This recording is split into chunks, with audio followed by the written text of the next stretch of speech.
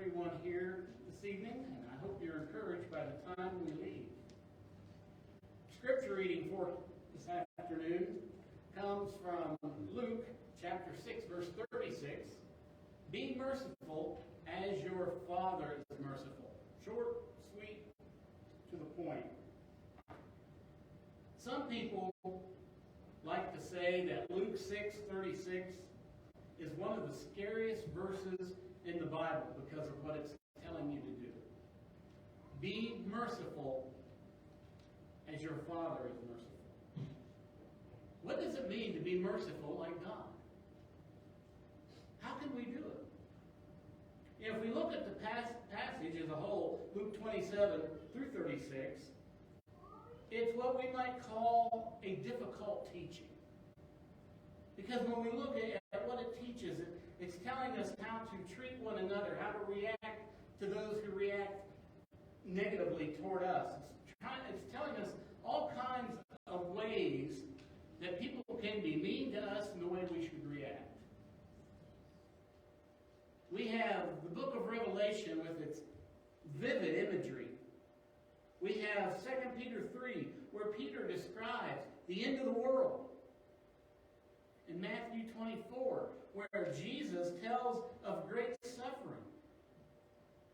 And all these things really aren't as frightening as Luke chapter 6, verse 36. Because at the end of the world and all the things that's described there, we know what our reward is going to be. We know where we're going. But when we look at this passage in Luke, this is where we are. This is where we live. We have to go through this. This passage can challenge us in ways that make us very uncomfortable. So let's look at why tonight. First of all, the demands are personal. They're personal. Jesus is speaking to everyone. Look at Luke chapter 6, verse 27. I tell you who hear me. So that means if you've read this, he's speaking to you. Speaking to you. So that makes it personal. It's coming right at me. There's no mistaking to whom Jesus is speaking to here. He doesn't point out anybody. He doesn't individualize this as he has in other places. He doesn't really generalize it. But he says, you who hear me. So that means he's speaking to me. It's a personal conversation. The things that he's about to say, they address me as an individual. Because as we look at these passages, we'll see that it's about individual action, individual thought, the individual heart. Now, there are different places in the Bible where we are told to do things as a body, as a congregation. We are told certain things that our congregation, like being welcoming, being friendly, different things, welcome those into your assembly. We do that as a group. But here Jesus says this is how you are to react as an individual.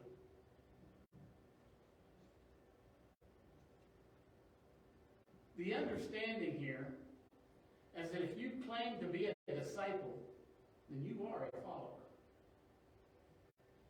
Disciple means follower. And this means that you claim to love Jesus. And if you claim to love Jesus, then you prove it with actions. We reflect the life of Jesus in our life. We hold on to what he teaches. We hide it in our heart.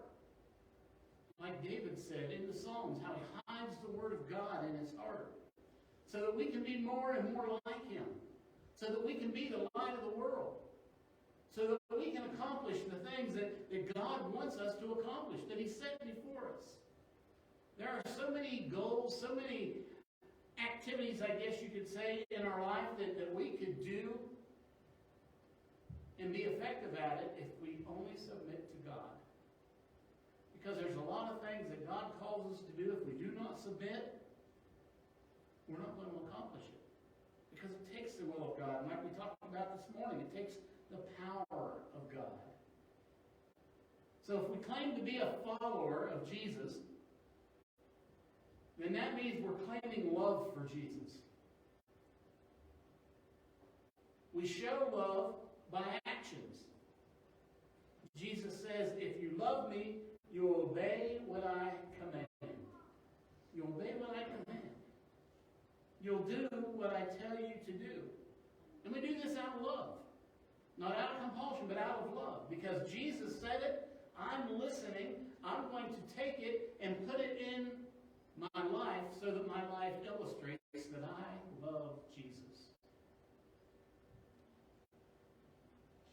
In reality, Jesus gives us two commandments.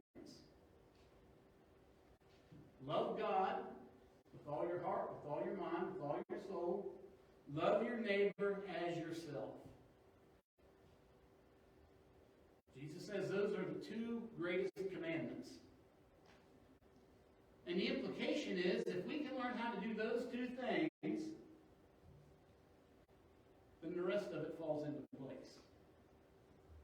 Because all the law and the prophets, according to what Jesus said, hang on those two commandments. You think about it. One of those legs is missing, it's all going to fall apart. It's not going to be solid. You're going to pick and choose. And Jesus says, if you love me, you'll obey what I command. So Jesus makes this personal. This command is not something that's open to interpretation. It's pretty cut and dry. When we look through this passage, there are things in there that are instructions. There's no ifs. There's no if you want to's. There's no you have a choice. But we always do have a choice. We always do. He says, if you want to love me, then you're going to do what I command. You're not going to choose to do your own thing. You're not going to let that get in your way.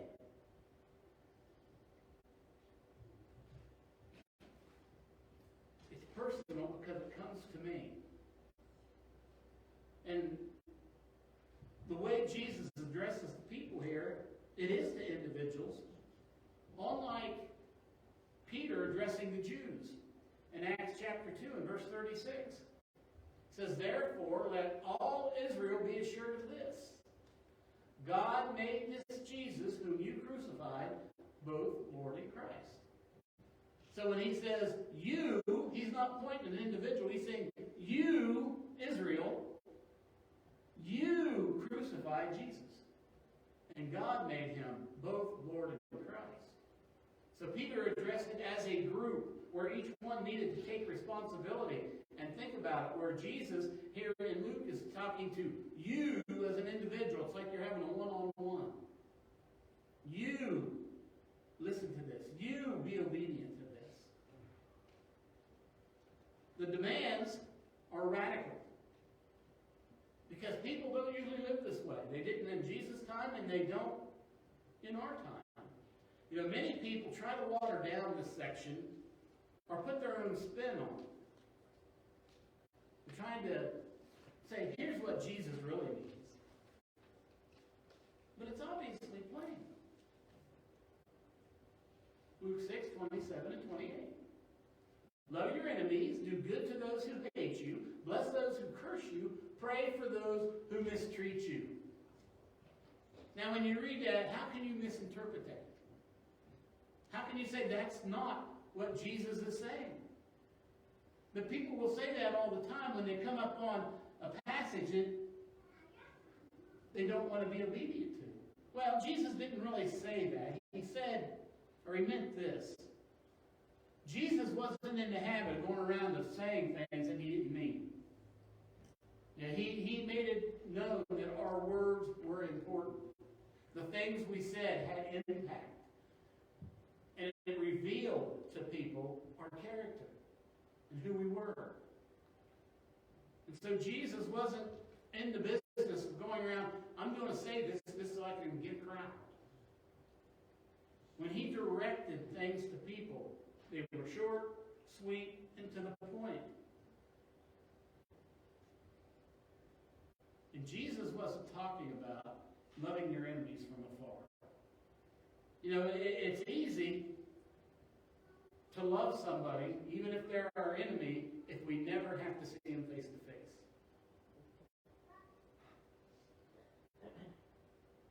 We can sit here and say, yeah, we love our enemies in some other country.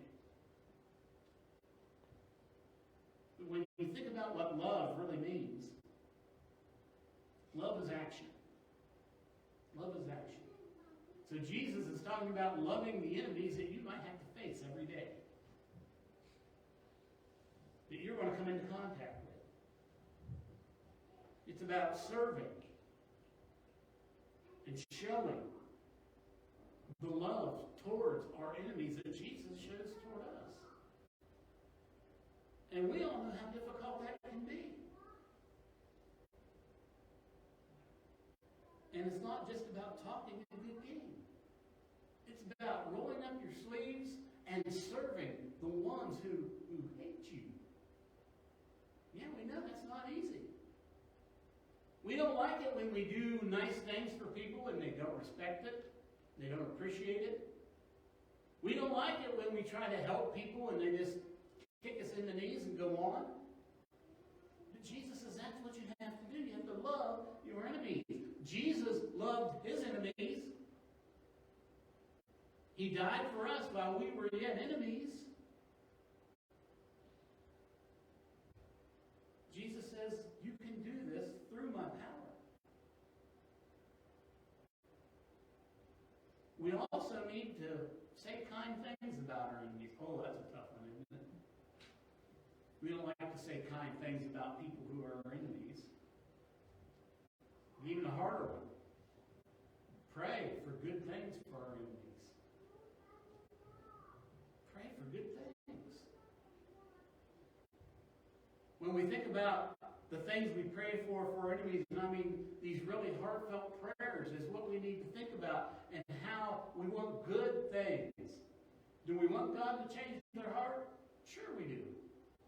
Sometimes we got to ask God to change our heart as well. We need to ask God to bless them in ways that we know they don't deserve, but we don't deserve most of the blessings we get.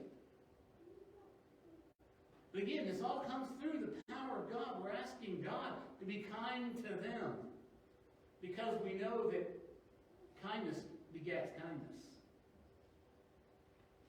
We must display meekness in all situations. Now, we live, especially in our country, where meekness is not recognized as a good trait. Because people think, well, then you'll get walked all over. People will take all kinds of advantage of you. Maybe. Well, Jesus says in Luke chapter 6 and verse 29, if someone strikes you on one cheek, turn to him the other also. If someone takes your cloak, do not stop him from taking your tunic. Again, that goes clear against human thinking. I read the story of a boxer many years ago who converted to Christianity. And he went out one night with a bunch of his trainers and such, and they were sitting there in a restaurant, and a guy came up to him and just smacked him as hard as he could, right in the cheek. And the boxer looked up at him and said, you want to see how tough I am? The guy said, yeah. So he took off and smacked him in the other cheek. He said, fine. He said, I'm going to tell you. I'm a Christian. And Jesus says, turn the other cheek, and I've only got two. Think about it. So what we need to understand that Jesus doesn't want us to retaliate. We have no reason to retaliate. We have from those who don't. And it takes much more strength to show meekness than to retaliate. I mean, it's easy to react, isn't it?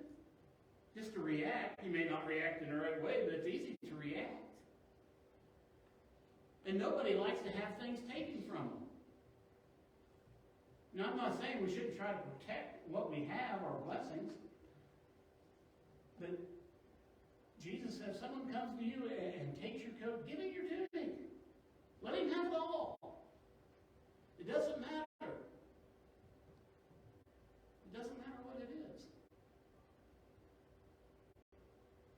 Let him take it. Why? Well, for one, they're from God. If we view our things as what they truly are, blessings from God, then we understand we're merely stewards of God's gift. They're not our possession to hang on to. But the real lesson here, Jesus says, don't be so attached to them. Don't be so attached to your things, because they're only things. God will bless you. God will take care of you. But you have to trust him. You have to allow him to work his loving kindness on you and on that individual. And so we must practice mercy. Part of what makes us radical is mercy means that we're making ourselves vulnerable to those who may hurt us and take advantage of us. I mean, have you ever had someone ask you for mercy and then turn around and do the very same thing to you? Because you said, yeah, I'll show you mercy. I'll show you mercy. You know, we know all the teachings on forgiveness.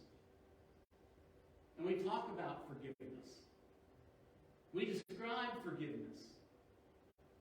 The Bible tells us we need to forgive like God forgives. God forgives completely. What's he say? I'll forgive them and forget their iniquities. Now, we don't forget that easy. Not things done to us anyway. We don't forget that easy. We can forget a host of other things.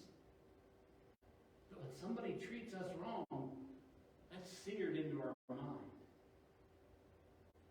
But if we're going to forgive someone, we can't let that be seared into our mind and harden our heart.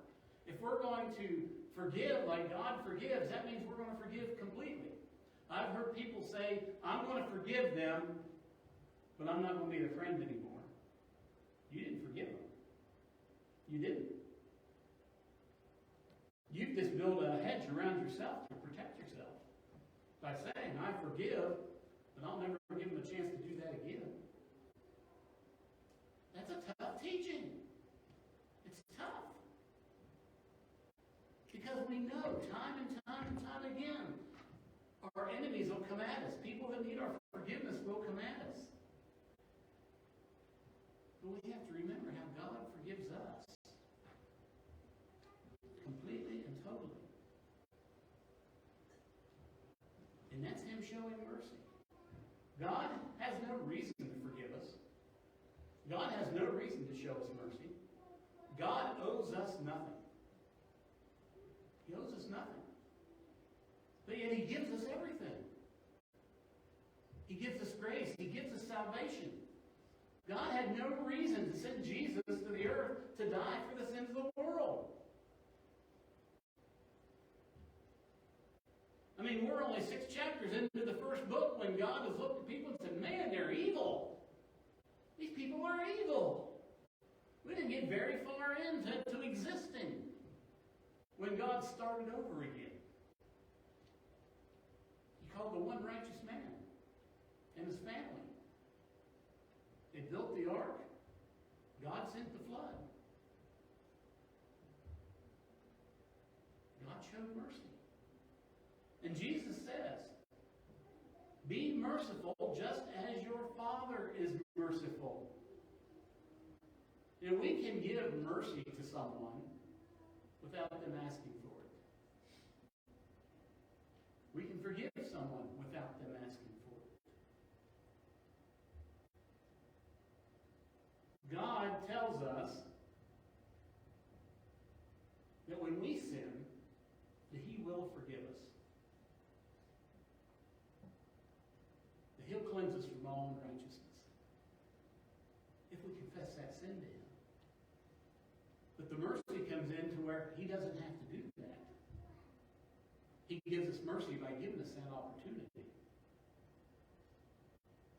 And so we have to show mercifulness, if that's a word, to people. And show mercy to those around us in order to be like Jesus. Think about Jesus walking the earth. Think about the 12 men that He called to be His apostles. Think of the different characteristics these men had. And think about how He had to try to keep them all together in order to accomplish what He needed to accomplish. And it was tough at times. They were arguing amongst themselves several times about different things. But Jesus showed them mercy each time. He didn't kick them out. He didn't say, you can't be part of this. You don't know what's going on. He showed them mercy and showed them love in order to accomplish God's will. Showing mercy and forgiveness is difficult. Which leads us to our last point. The demands are impossible. Intellectually, we understand this passage, but can we put it into practice? Can we really love and say kind things about those who do mean things to us? Those who get under our skin so bad? Those who just do things just to see if they can make us mad? Can we really say kind things about them? Can we really treat them with love and honor and respect? Can we keep from retaliating when someone mistreats us or mistreats a loved one? And friends, that's hard. We don't like to see anybody we love get mistreated. And it's hard not to retaliate. Because that's the way a human thinks. There's so much more in this passage of Luke chapter 6, verse 27, and going through verse 42. Can we willingly give to all who ask without expecting anything in return? Can we turn the other cheek? Can we judge others with mercy? How many times have people jumped to conclusions? And friends, social media is evil. It's evil. Because people jump to conclusions. I don't know how many football fans are in here, but this new football league is playing, the XFL. This is the second go-around. After the first week, one of the quarterbacks of the team got effectively kicked off the team because it was reported he gave his team's playbook to the team they were playing that next week. And so they suspended him. The news articles came out, talked about his suspension, talked about what he did. Then the league is going to investigate. When it all come out, because of the dynamics of this league, this quarterback had become good friends with the guy on this other team. And just in casual conversation, he had been told by the coach, the quarterback, that he was going to be on the inactive list for the next week because they wanted to put the other backup quarterback on the roster for that week so he could get some experience. And so in the conversation, when he's talking to this linebacker from the other team, he said, "Oh, by the way, I won't be playing against you Sunday. I'm going to be inactive." And so the linebacker went back to his defensive coordinator and said, "I just want to let you know that the guy you're prepared to be quarterback isn't playing next week." That was all the information that was exchanged. But yet that guy had to go through a suspension, be labeled as a traitor, be persecuted by his own team because it come out that he gave their playbook away. He didn't. He didn't. And people treated that like it was a big thing. But all you have to do is watch film. And you can see the plays they run. You see how it works. From the time I was in middle school, starting playing football, I was always told the defense can know every play you're going to run, that if you execute, you're going to be successful. If you do your job, you'll be successful. And we proved that in one game. I was running out of time, and the quarterback was yelling out the actual play we was running. And we drove all the way down the field for a touchdown. The defense heard the call just like we did. But you got to execute. But when we jump to conclusions, we can certainly ruin people's lives. And we've seen it happen many times throughout history. You know, as I said, with this advent of social media and people jumping to conclusions, don't get me wrong, social media is good for communicating, but you got to communicate the right stuff. I mean, but in this day of instant reporting, so many reporters want to get the story out and be the guy who gets the jump on everybody to tell us, report what they know, and then check facts later. And then when I say, oh, I was wrong, they'll bury an apology somewhere or a retraction. And it happens all the time. No, that's not what happened. Here's what happened. And then people exaggerate. And then it takes on a life of its own. And that's difficult to deal with. It's difficult to look at someone who does that and say, I forgive you. And to love them in that special way that God calls us to. Paul said in Philippians chapter 4 and verse 13, I can do everything through him who gives me strength. So yeah, these demands, they're tough. They're hard to look at and say, oh, no problem. We turn to God. We get our strength from him. We allow him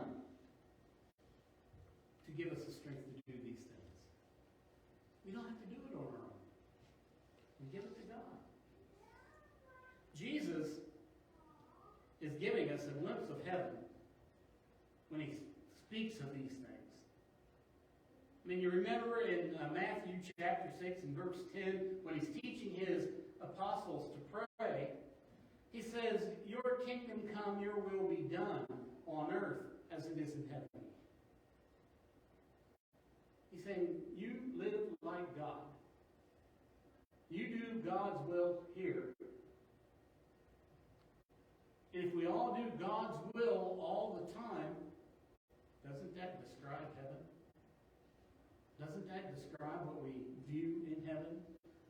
There's going to be no sorrow. There's going to be no evil. There's all going to be love.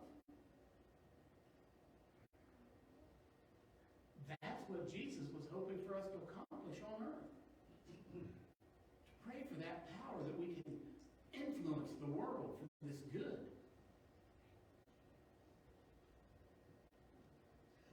Jesus is explaining to us what perfection looks like. But the problem is, in an imperfect world, perfection is out of place.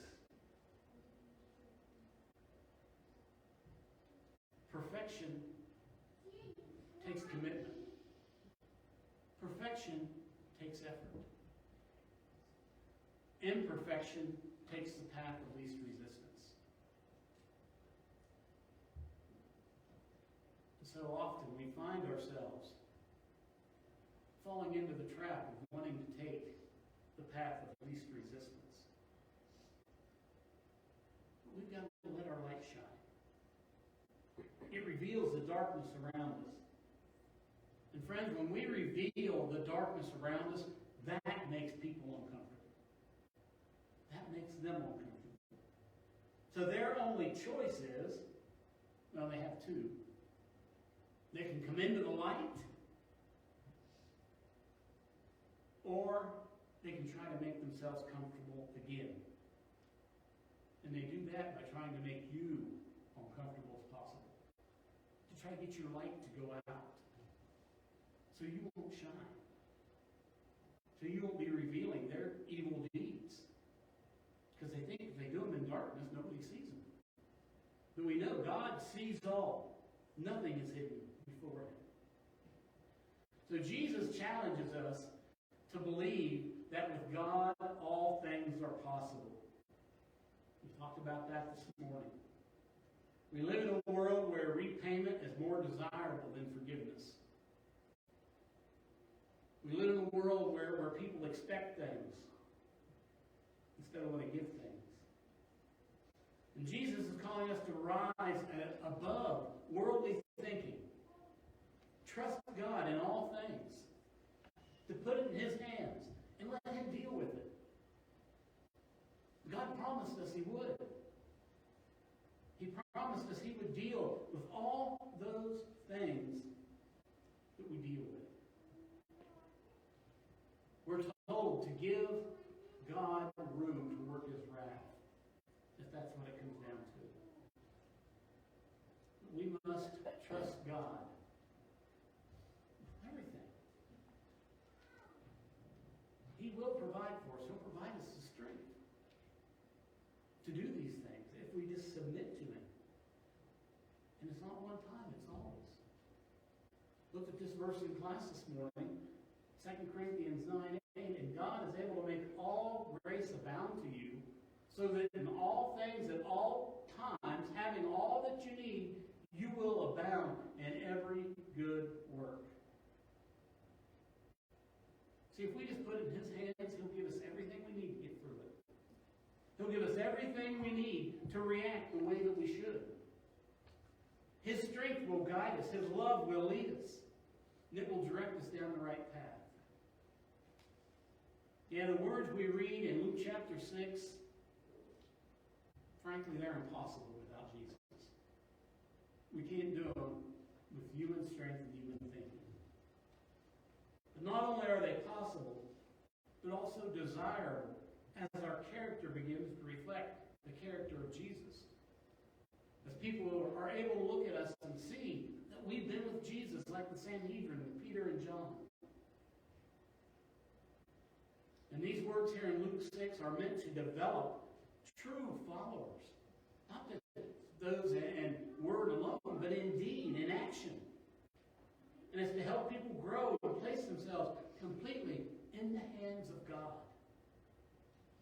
I mean, Jesus understood living in this world and the way he was treated and how people acted. He understood how difficult it was to live these things out.